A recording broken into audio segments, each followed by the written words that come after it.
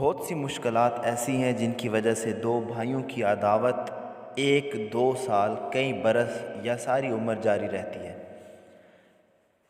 اس مسئلے کا آسان ترین حل یہ ہے کہ ایک بھائی دوسرے سے یہ کہہ دے، غلطی میری تھی، میں معذرت کرتا ہوں۔ نفرت کی چنگاریاں بجھانے میں جلدی کیجیے، قبل اس سے کہ ان چنگاریوں سے آگ بھڑک اٹھے اور سب کچھ خاکستر کر دے۔ مجھے افسوس ہے، قصور میرا تھا، آپ کا دل صاف ہے۔ ہم انکسار اور تواضع کا مظاہرہ کرتے ہوئے لوگوں سے ایسے الفاظ کہنا سیکھ جائیں تو زندگی کتنی آسان اور خوبصورت ہو جائے۔ دو جلیل القدر صحابہ ابو ذر اور بلال رضی اللہ عنہما کے درمیان کسی بات پر جھگڑا ہو گیا۔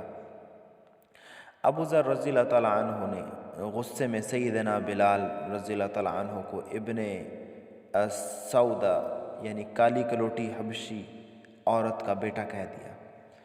بلال رضی اللہ تعالیٰ عنہ نے ان کی جو شکایت رسول اللہ صلی اللہ علیہ وسلم سے فرمائی تو آپ صلی اللہ علیہ وسلم نے ابو ذر کو بلایا اور دریافت کیا، کیا آپ نے بلال کو گالی دی؟ ابو ذر نے رضی اللہ تعالیٰ عنہ نے کہا، جی ہاں دی۔ فرمایا، تو کیا آپ نے اس کی والدہ کا ذکر کیا؟ کہا، یا رسول اللہ صلی اللہ علیہ وسلم، جو شخص لوگوں سے گالم گلوچ کرتا ہے اس کے والدین کا ذکر کیا ہی جاتا ہے۔ آپ نے فرمایا، آپ میں جاہلیت ہے۔ ابو ذر رضی اللہ تعالیٰ عنہ کا چہرہ پھیکا پڑ گیا اور بولے، کیا بڑھاپے کی اس عمر میں بھی؟ آپ صلی اللہ علیہ وسلم نے فرمایا، ہاں۔ پھر رسول اللہ صلی اللہ علیہ وسلم نے انہیں ماتحتوں سے برتاؤ کا طریقہ سمجھاتے ہوئے فرمایا، جنہیں اللہ نے تمہارے ماتحت کیا وہ تمہارے بھائی ہیں۔ جس کسی کا بھائی اس کے ماتحت ہو اور اسے اپنا کھانا کھلائے اور اپنا لباس پہنائے اور اس کے بس سے باہر کام نہ کہے، اگر کوئی چارہ نہ ہو تو ایسے کام میں اس کی مدد کرے۔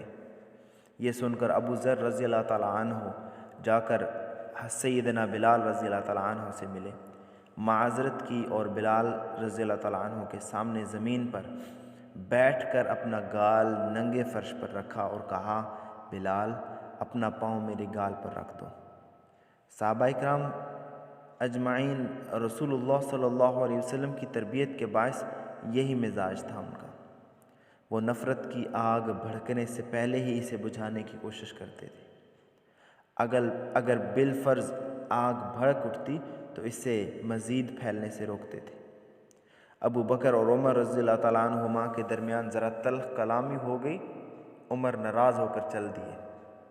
ابو بکر رضی اللہ تعالیٰ عنہ کو ندامت ہوئی اور اس خدشے کے پیش نظر کہ معاملہ بڑھ جائے گا، عمر رضی اللہ تعالیٰ عنہ کے پیچھے پیچھے گئے اور کہتے ہیں، عمر مجھے معاف کر دیجئے۔ عمر نے مڑ کر نہیں دیکھا۔ ابو بکر معذرت کرتے جا رہے اور بیچارے پیچھے پیچھے جاتے جا رہے۔ حضرت عمر گھر پہنچے اور اندر جا کر دروازہ بند کر لیا۔ ابو بکر رسول اللہ صلی اللہ علیہ وسلم کی طرف گئے۔ آپ نے انہیں دور سے آتے دیکھا اور چہرے کا رنگ بدلا ہوا پایا تو فرمایا، لو، آپ کا یہ صاحب تو کسی مشکل میں گرفتار ہے۔ حضرت ابو بکر رضی اللہ تعالیٰ عنہ قریب آئے اور خاموشی سے بیٹھ گئے۔ چند لمحے ہی گزرے ہوں گے کہ حضرت عمر رضی اللہ تعالیٰ عنہ کو اپنے رویے پر ندامت کا احساس ہوا۔ ان لوگوں کے دل روشن تھے۔ عمر بھی گھر سے نکلے اور کشاں کشاں رسول اللہ صلی اللہ علیہ وسلم کی مجلس میں چلے آئے اور سلام کیا اور آپ کی ایک جانب بیٹھ گئے۔ ساری بات بتلائی کہ کیسے انہوں نے ابو بکر سے بے رخی برتی اور ان کو معذرت قبول نہ کی۔ رسول اللہ صلی اللہ علیہ وسلم کو غصہ آ گیا۔